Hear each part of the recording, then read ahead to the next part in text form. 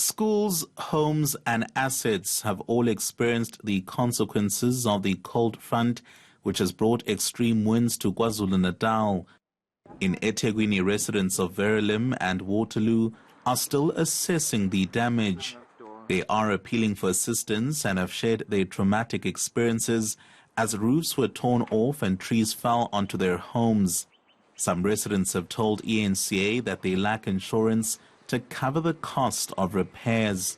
It was very traumatic. It was scary because the sound, that came was unusual, and it's something that has never happened before.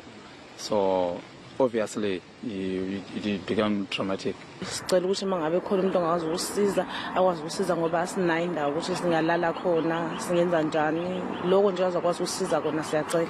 Sicela uxhaso ngempela nje futhi ukuze sikwazi nokuthenga nematerial sazi ukulungisa ngoba phela manje kuthiwa iyabuya nje futhi le moya noma imvula mekuthiwa liyanetha akuzophinde futhi kube leso kube singazi ukuthi sishonaphi silalaphi ngoba phela la ngaphakathi kumina nje kunembobo ngoba imbobo yamatshe lawa ashaye ngaphakathi.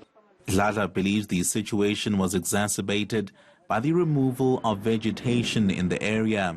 Bekunezihlahla ezinkulu izihlahla kusho ukuthi njengoba laba bakhe ihlabathi abayenza ibhizinisi ehlabathi sebeyisusile zonke lezo zihlahla so manje umoya wonke ke nje umkhulu uza nje la uza ngesiwe ngophela manje ayikho into evimbile.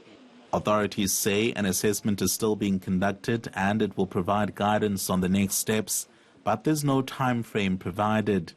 You can't budget, unfortunately, for disasters, but we hope to work with the national government to see what resources will be made available to deal with this situation.